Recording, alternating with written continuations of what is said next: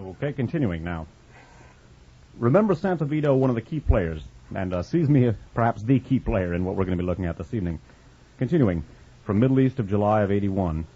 The right gained control of SISMI and managed to ensure that the parliamentary and ministerial committees charged with political control over both services were unable to interfere. As a consequence, both increasingly became the instruments of the unending war between different factions within the establishment.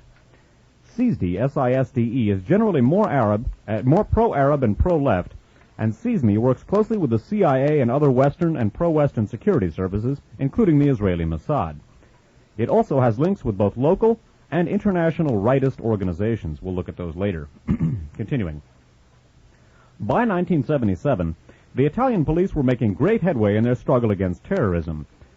Almost all the original leaders of the Red Brigades had been arrested, and right-wing subversion had been reduced to a minimum.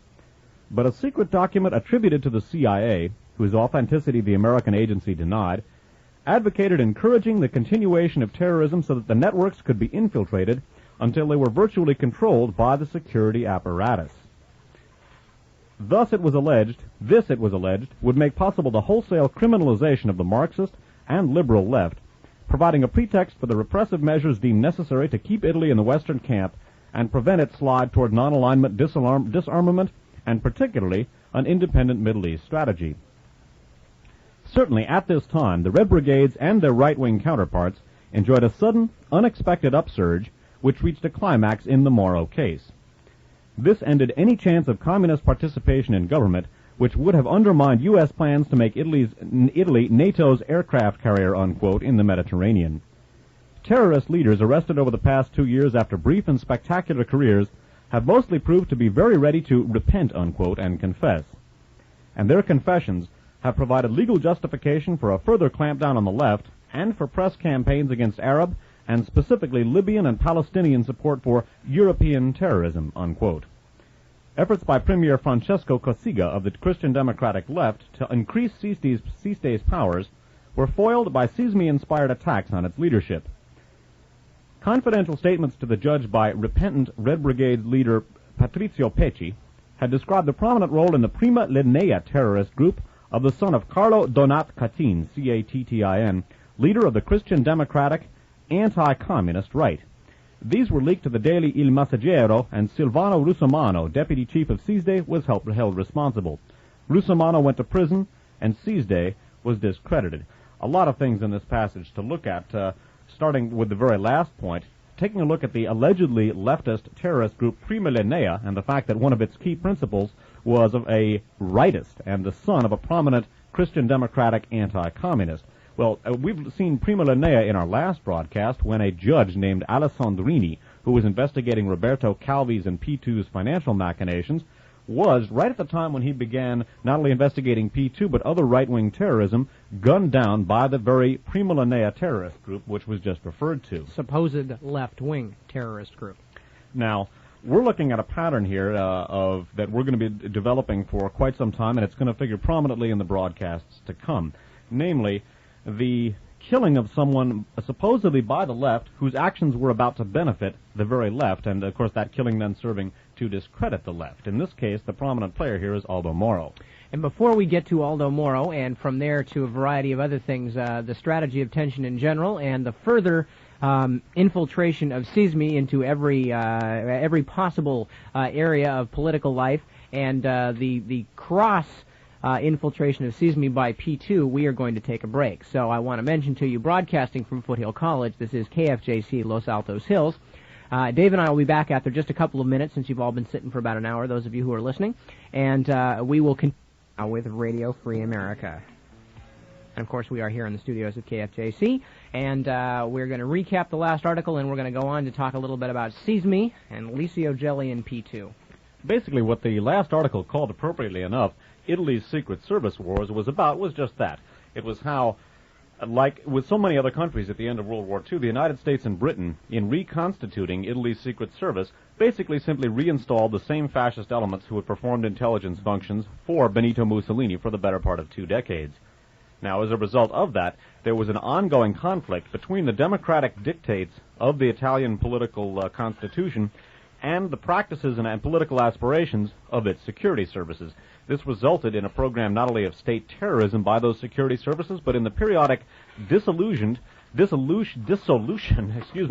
realignment of those very same security services.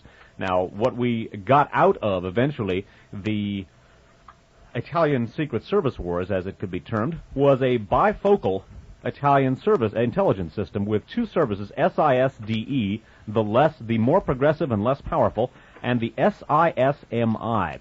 And in particular, one of the names to remember with the SISMI, the SISMI, the more reactionary and more powerful of the Italian Secret Services, is the name Giuseppe Santovito, a P2 member who we're going to come back to a little later.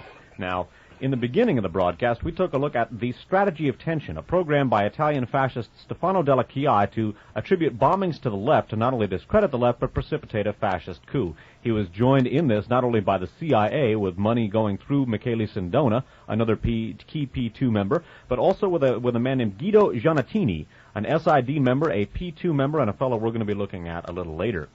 Now, we were looking at how in 1977, just as the Red Brigades and fascist terrorists were being effectively subdued by the Carabinieri, the Italian militia, how, according to Middle East Magazine, and we're going to look at information which will work to corroborate this in our subsequent broadcasts, the CIA, among others, advocated the restarting up of terrorism, the resurgence of terrorism as a means of not only infiltrating those very same terrorist groups, but obviously using those for political reaction, to promote political reaction.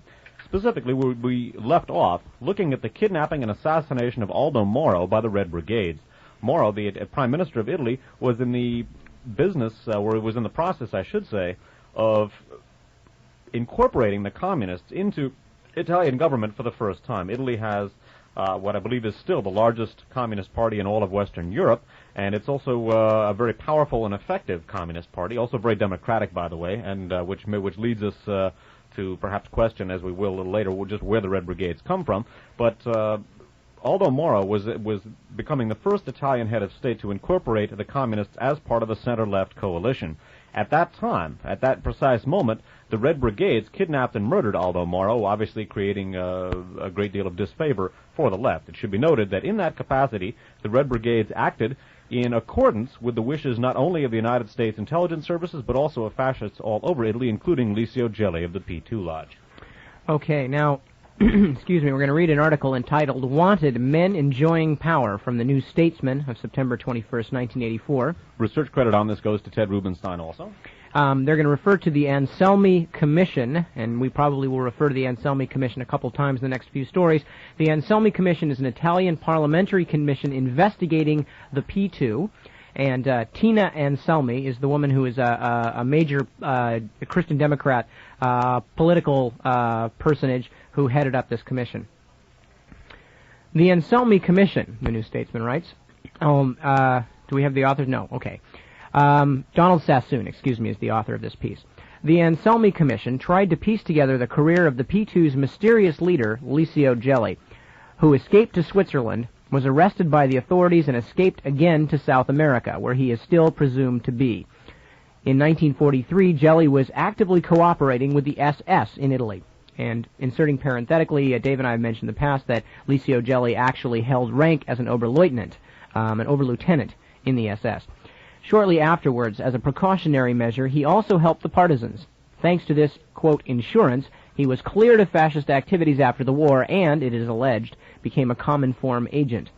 A document proving his involvement with Eastern European agents was used by the Italian Secret Services to blackmail Gelli into becoming one of their agents in 1950. Little is known of his activities until 1963. He was, for a period, in Argentina, where he established contacts with fascists and Nazi exiles, as well as with the Argentinian Freemasonry. Back in Italy, he became a businessman, joined the Freemasons officially in 1963, and in 1966 entered the secret lodge Propaganda Due, P2. Since then, and until 1975, Gelli was directly involved in subversion. The Anselmi report maintains that Gelli was connected with the death of left-wing publisher Gian Giacomo Feltrinelli in 1971 and with the founding of the Red Brigades. Let me read that again. Gelli was connected with the death of left-wing publisher John Giacomo Feltrinelli in 1971 and with the founding of the Red Brigades. While maintaining his contacts with, quote, left terrorism, Gelli was taking part in the organization of an attempted right-wing coup d'etat. This was planned for the beginning of December 1970 under the leadership of Prince Valerio Borghese, a hero of the fascist Republic of Salo. Okay, a couple of things to point out very quickly. First of all, we talked at great length about Licio Gelli's activities on behalf of the SS, his involvement with the Rat Line with Cardinal Montini, who later became Pope Paul VI, working with people like Klaus Barbie and Freddie Schwend to get them and other Nazis out of Europe, working also with American intelligence to the best of our ability to discover. What's also important here, again, now he did have this quote-unquote insurance policy of working, as we mentioned earlier, with the partisans. What he would do was think on the partisans and turn them over to the SS, and then just before the SS showed up, he would call the partisans, apparently, and then tell them to get out, and this way played both sides against the middle.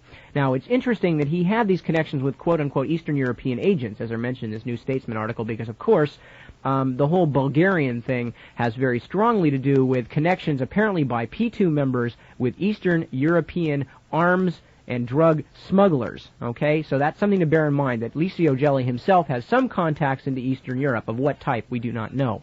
The other thing, of course, the most important thing in this article is, again, according to the Anselmi Commission, an Italian parliamentary commission explicitly studying the P2, Licio Gelli was connected with the founding of the Red Brigades. And as Dave mentioned earlier, the Red Brigades, in many cases, used as an excuse for cracking down on the left, and with the murder of Aldo Moro, the Red Brigades practically put the death rattle into the throat of communist participation in Italian politics. And as we will say later in the broadcast, not only was that a major blow on behalf of the Italian right wing, but that was also very high in the political agenda of the United States intelligence services.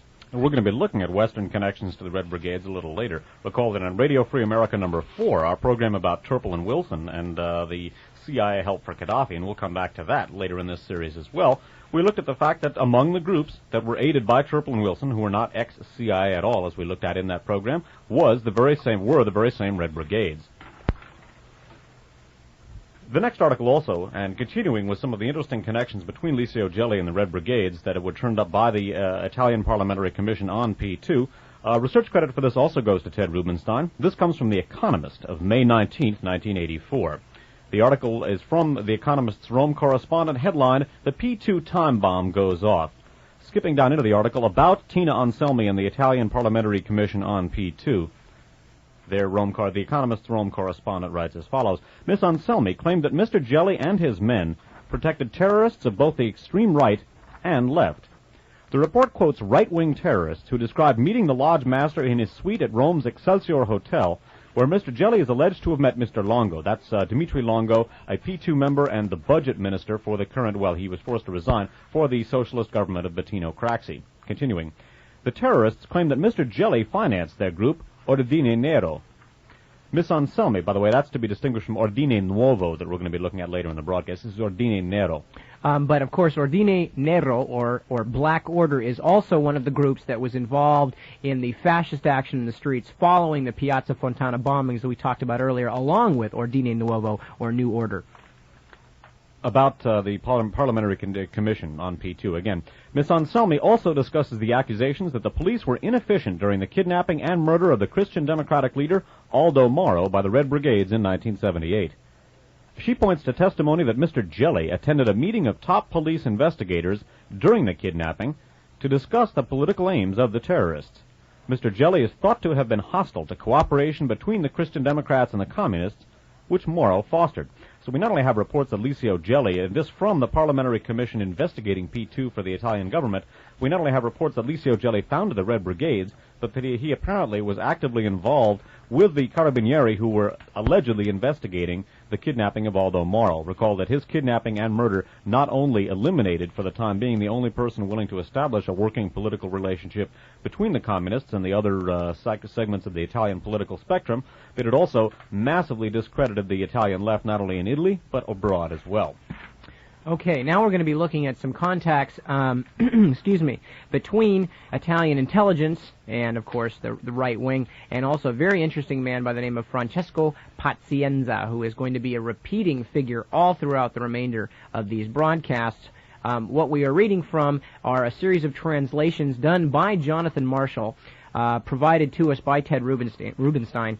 And Jonathan Marshall is, I believe, is he still working for... He's still editorial page editor for the Oakland Tribune, formerly working in the same capacity with the San Jose Mercury here in the South Bay. That's right. So in places, the syntax is a little teeny bit strange. Again, credit should go, rather than criticism of the syntax, credit for the magnitude of the translations involved should go to Jonathan Marshall. Okay, this first little section here is from the newspaper L'Europeo, of November 3rd, 1984. And the man that they're talking about here is General Pietro Musumeci, who is a high official of SISMI.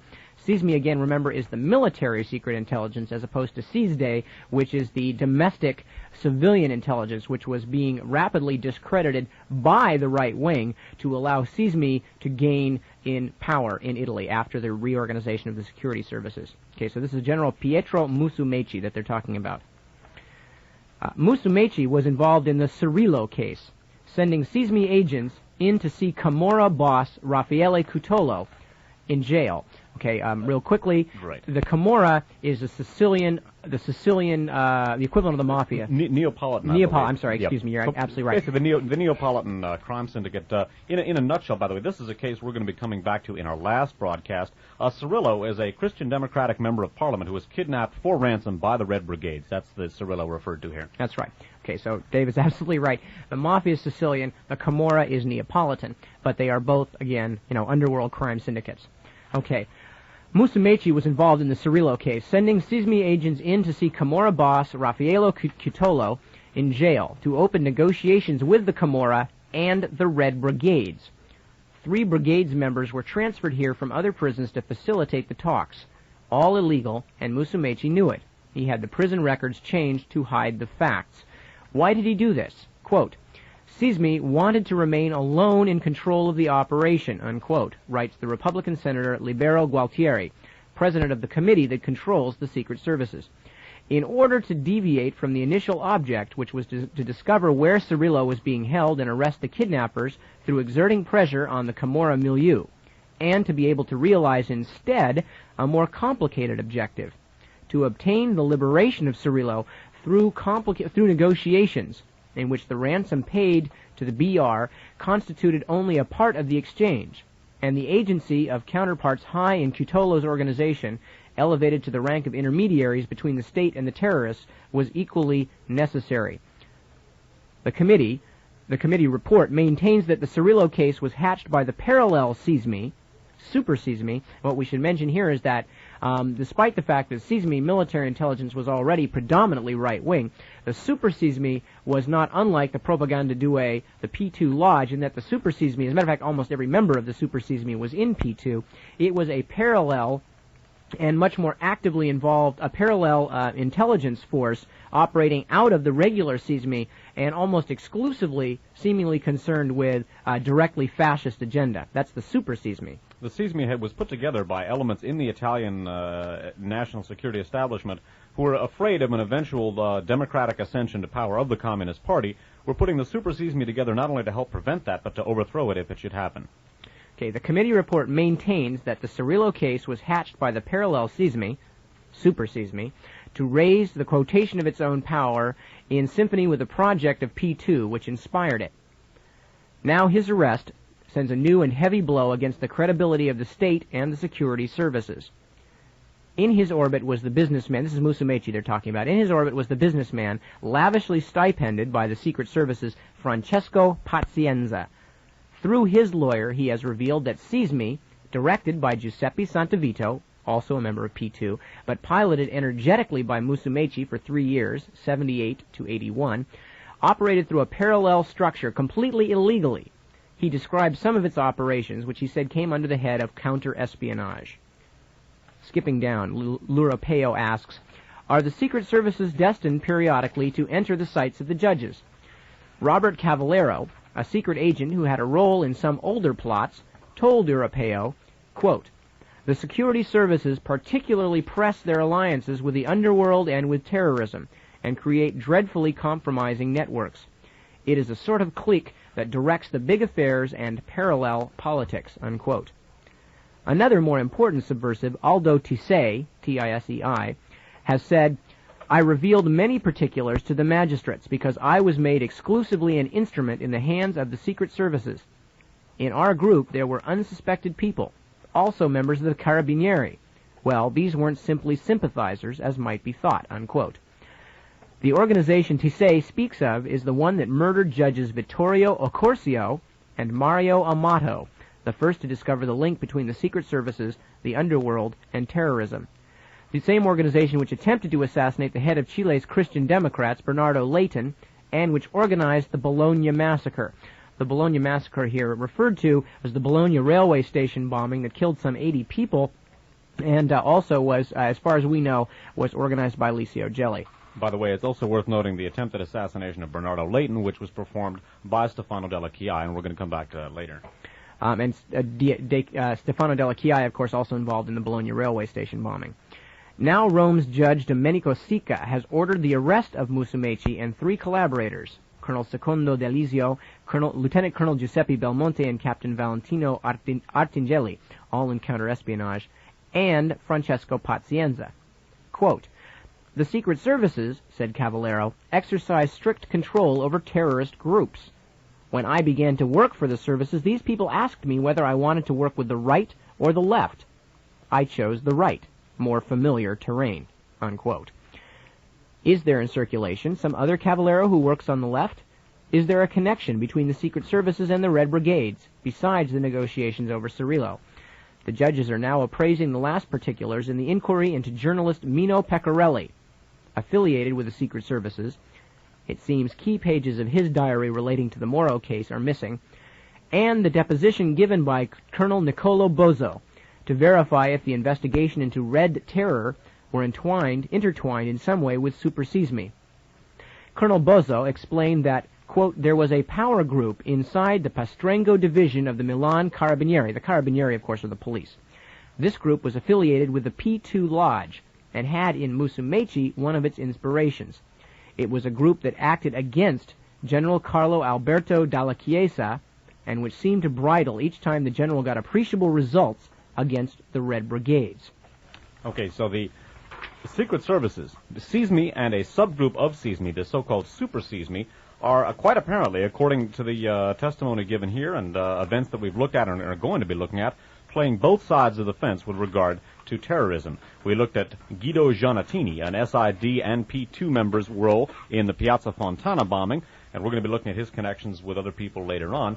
And as indicated here, with the Cavallero here, Roberto Cavallero, working for the Super SISMI, and he says basically when he went to work for them, they asked him, well, would you like to work with the right or with the left? It's worth noting that Mino Pecorelli, a P2 man whose death we're going to look at here in just a second, Mino Pecorelli's diary was missing some key pages with regard to the Moro case. Take that in consideration with Licio Gelli's apparent intercession with the Carabinieri looking for Moro, or allegedly looking for Moro, and with the assertion by the Italian Parliamentary Commission that, in fact, Licio Gelli had helped found the Red Brigades. Also consider the possible involvement of U.S. intelligence with the resurgence of the Red Brigades, and we're going to be coming back to that in later broadcasts.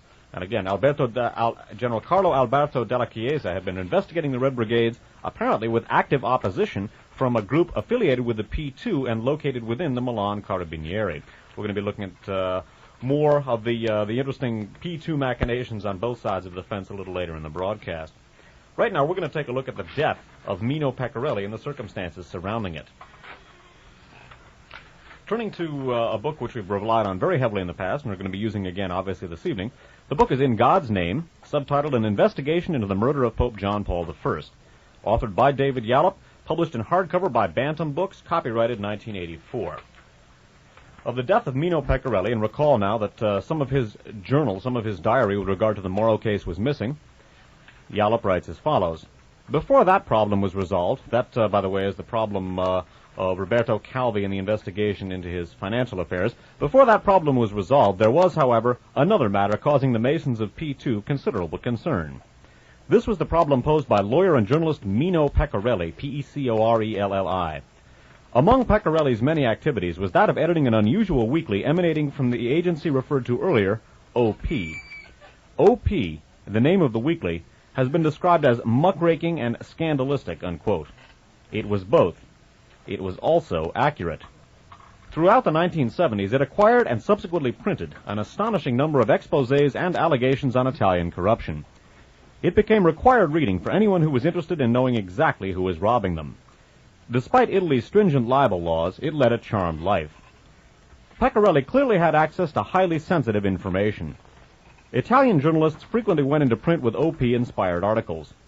Privately, they tried to ascertain who was behind this weekly, which was clearly above the law, but OP remained a mystery. Pecorelli's sister Rosita alleged during a television interview that the news agency OP was financed by Prime Minister Andreotti. In the early 1970s, the name of Michele Sindona was frequently linked with OP. Pecorelli obviously had sources working within the Italian Secret Service, but his major contacts were inside an organization more powerful and indeed more secret than such official government agencies. Mino Pecorelli was a member of P2, and it was from this illegal Masonic lodge that he derived much of the information that set the Italian news media buzzing. At one lodge meeting, Licio Gelli invited members to contribute documents and information that would be passed on to OP. The primary function of OP during this period was, therefore, to further Gelli's ambitions and the aims of P2. In mid-1978, however, Pecorelli decided on a little private enterprise: blackmail. He obtained information about one of the biggest thefts in Italian financial history. The mastermind behind the theft was Licio Gelli. The scheme was responsible for robbing Italy of $2.5 billion in oil tax revenues. In Italy, the same petroleum product is used to heat buildings as to drive diesel trucks. The oil for heating is dyed to distinguish it from that used for vehicles, and is taxed at a rate 50 times lower than the diesel fuel. It was a situation ready-made for a criminal such as Gelli. Under his guidance, oil magnate Bruno Muselli, a P2 member, doctored the dyes. The head of the finance police, Generale Giudice, a P2 member, falsified the paperwork to ensure that all the fuel was taxed at the lower rate. The fuel was then sold to petroleum outlets, which paid the conspirators at the higher rate.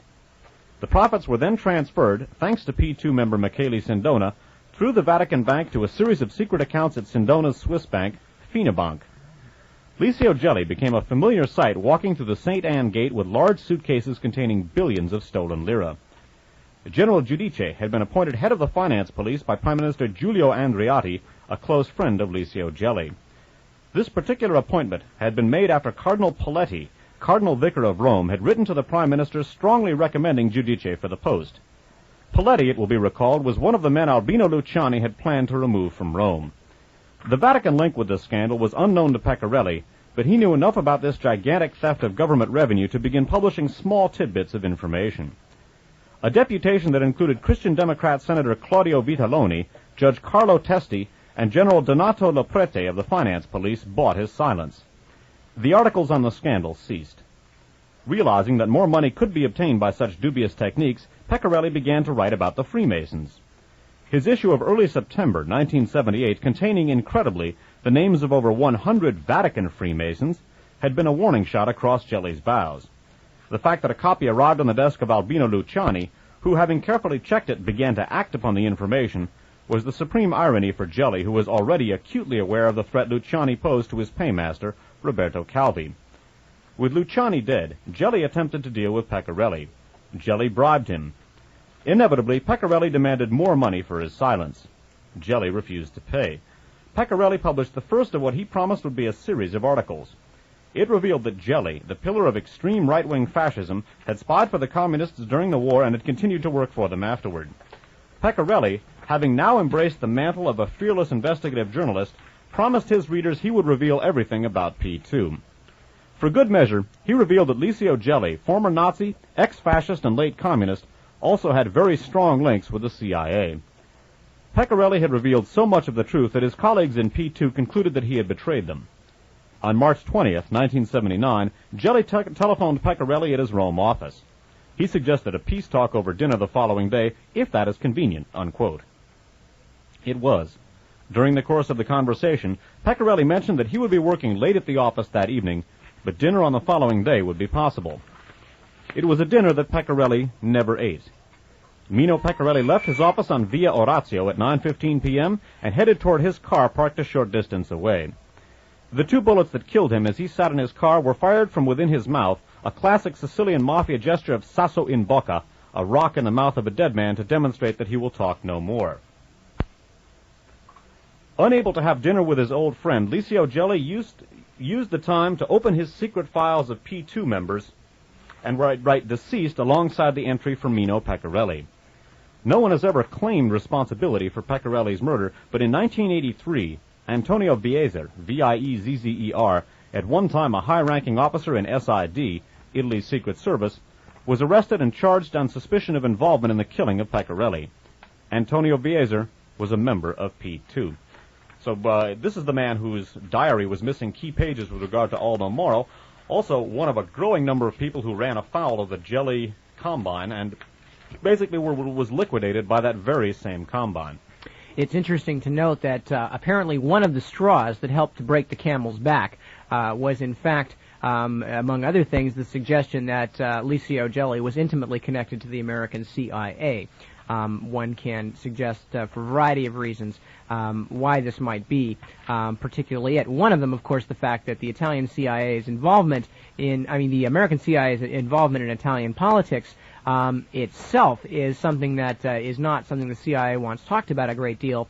But then on top of it, the things, as we are talking about tonight and will continue to talk about, the things that the CIA has been involved in have been some of the most scandalous episodes in Italian political history, and not the kind of thing that a democratic country like the United States exactly wants to identify as far as the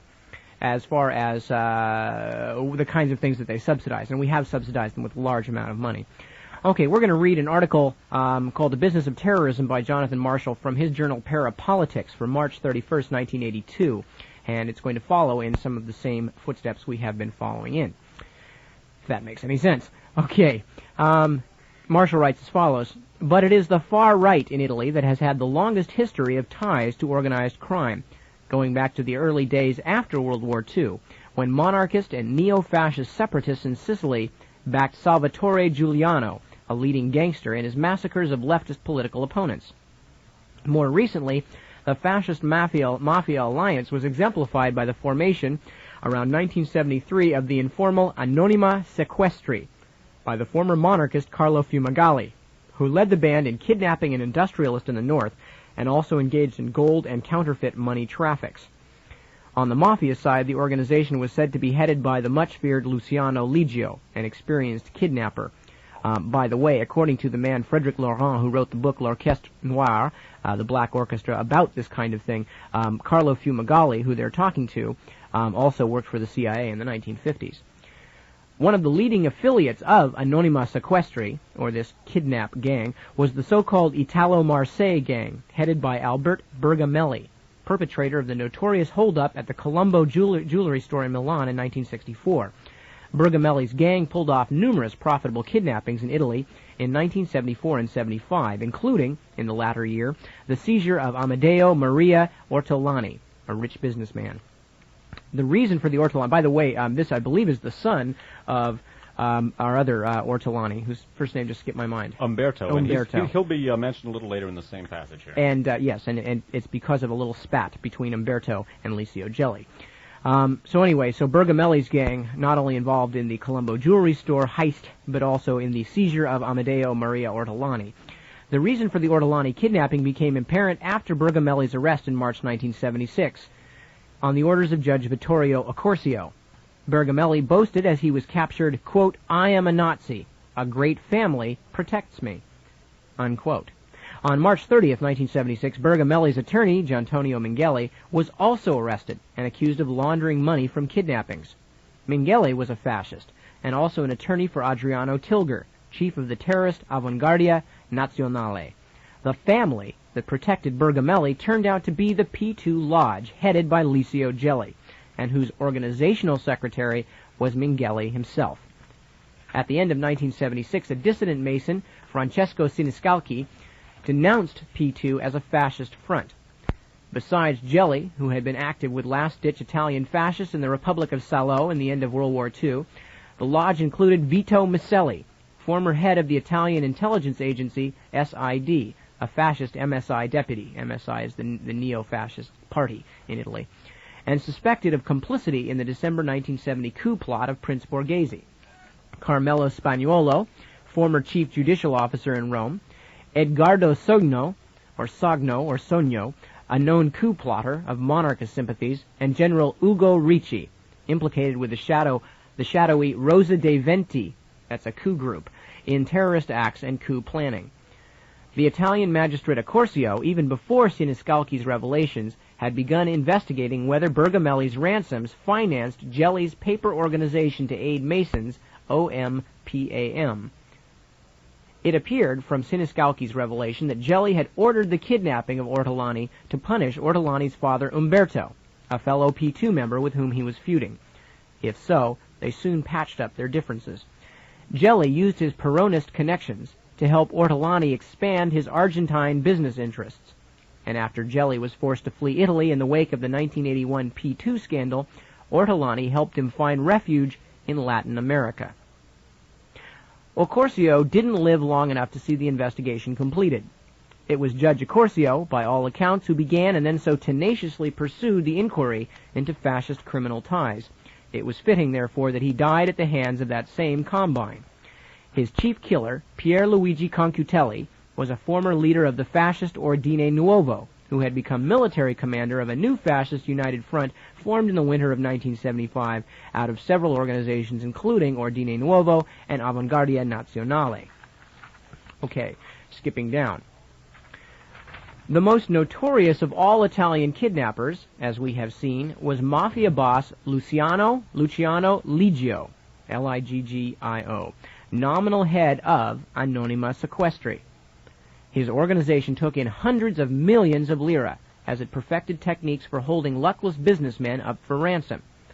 When Italian police finally arrested him in 1974, they found in his possession the secret telephone number of Ugo De Luca. Liggio's lieutenants also had the number. De Luca was the head of Banco di Milano, which he ran for Sicilian financier Michele Sindona. De Luca apparently specialized in the wholesale export of dirty mafia money, especially to Canada. Sindona was no better. He has recently been indicted in Italy for complicity in narcotics trafficking. But of greater political significance is the fact that Sindona, a member of the P2 Lodge, was a key participant at a March 1973 strategy session of Rosa dei Venti, a powerful coup group with members high in the Italian military. Otto Skorzeny, the Nazi commando-turned-arms agent, was a key backer of the Rosa conspiracy, just as he had supplied arms to the Borghese Putsch attempt of December 1970. Before we move on to the third part of this article, it might be worth recapping a little bit of what we've seen so far. We've been looking at a combined P2 organized crime kidnapping ring called Anomina Sequestri, with links not only to organized crime in the P2, but also going back to the CIA.